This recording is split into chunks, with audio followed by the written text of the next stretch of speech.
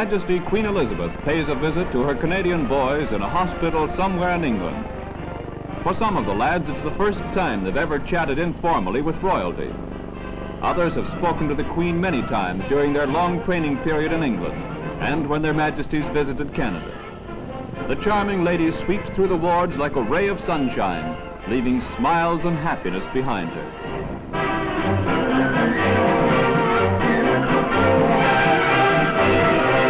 At another United Kingdom Canadian General Hospital, the Duchess of Kent greets veterans from the Western Front. The beautiful Duchess, who is Princess Marina of Greece, is a war widow. Her husband, the King's youngest brother, was killed in a plane crash 3 years ago.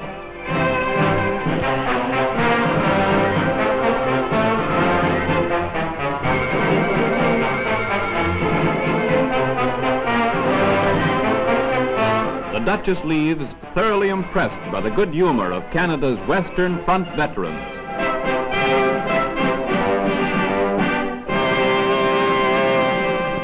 Take this message to Air Vice Marshal Hudleston, AOC 84 Group, RAF, from myself. I should be glad if you would convey the Royal Air Force and United States Army Air Force commanders concerned my appreciation of the intimate, extensive, and most effective air support given to formations and units of the Canadian Army in today's operations. The teamwork has been quite first class and the results quite excellent.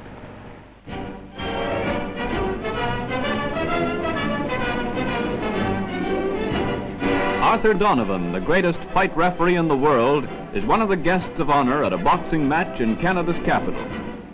Sponsored by the Ottawa Inter-Service Athletics Council, the opener brings together Corporal Chartrand of the Army and able Seaman Cunningham. Chartrand draws first blood and wins the bout. A baby fight for 35-pounders features Morley Edwards and Mayo baskets. The toddlers throw a few wild ones, but their heart is sure in their work. Even a few tears from baby basket doesn't dampen his ardor to be in there at the kill.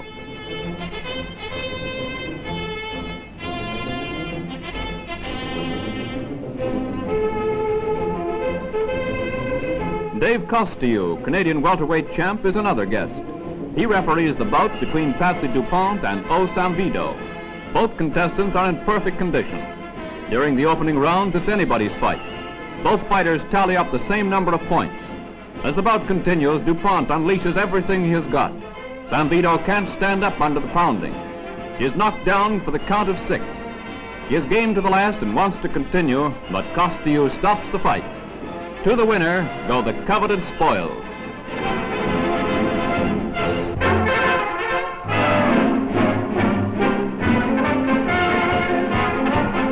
It's face-off time in Brighton Arena for the finals in the hockey championship of the Canadian Army Overseas. Number 1 Canadian Army Service Corps Reinforcement Unit are the Pearly Champs. Canadian-based workshops are the Brighton Flashes, who take the edge from the start. Breaking away, cast crew are held by the CBW Brilliant Defense. Then, taking over the offensive, the workshop boys launch a terrific drive for the cast crew net. The standard of play is very high. In the lineup are several stars of the Pro League. Red Hamill represents Detroit, Paulie Drouin, the Canadien. Moving into the third period with a substantial lead, CBW defend their net with some snappy stick handling. The iron-clad defense just can't be broken.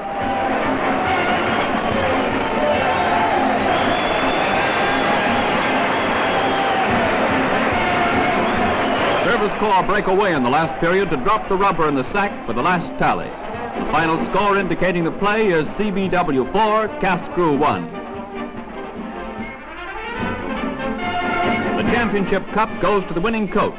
Individual plaques are presented to each member of the victorious team.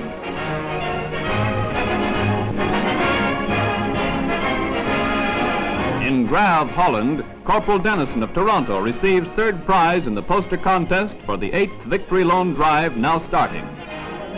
Corporal Adamson of Victoria, B.C. is the first prize winner. To him goes a $100 victory bond, a mighty useful prize for after the war. Private Boyd, on returning to Brussels from leave, finds he is the second prize winner. He receives congrats of his O.C. Boyd was a commercial artist in Winnipeg. In London, the prize-winning posters are photographed in preparation for mass printing. At CMHQ's printing and stationery section, soldier photographers and printers handle the job. Sponsored by the Brussels edition of the service newspaper Maple Leaf, the poster contest unearthed plenty of hidden talent. In Canada, the United Kingdom, and all theaters of war frequented by Canadians, the posters will advertise the coming campaign. From the presses they roll out to encourage Johnny Canuck to invest in the best.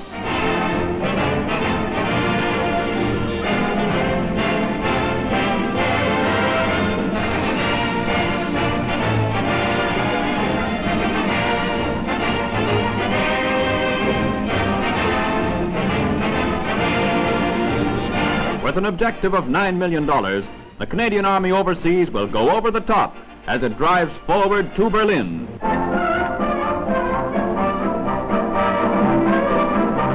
Somewhere in Germany, a Red Cross issue of clothing catches up with the 1st Canadian Army. A welcome sight are the dozens of cases of warm woolen wearables knitted by Canada's mothers and daughters. At number 5 Auxiliary Services section, the woolies are handed over to the quartermaster for distribution. Woolen gloves, socks, and sweaters are very much appreciated, especially when they are home knitted.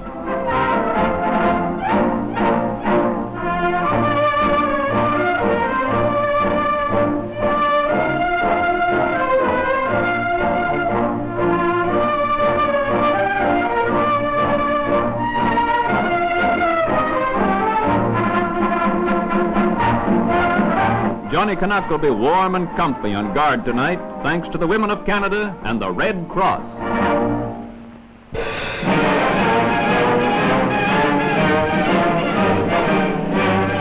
Timber falls in western Germany in preparation for the last great push.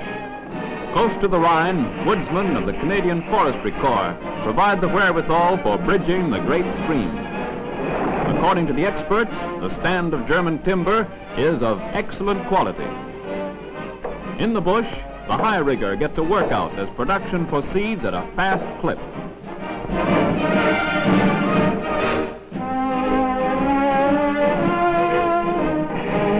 A fast Canadian mill is set up and operated just behind the lines to translate timber into lumber.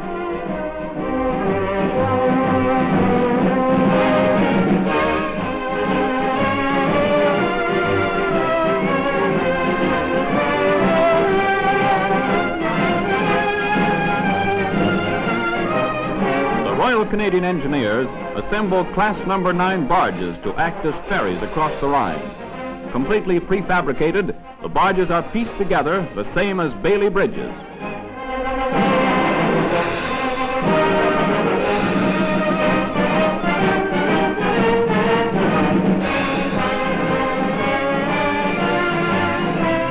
The completed barge is self-powered. It is capable of carrying loaded vehicles across the water.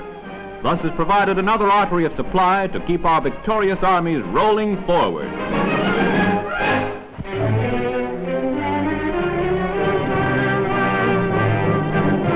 Infantry visit the Armored Corps lines to attend the Armored Circus.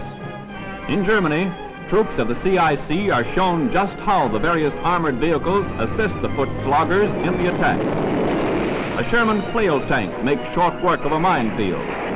Beating a path for following armor and infantry, the flail is always in the vanguard.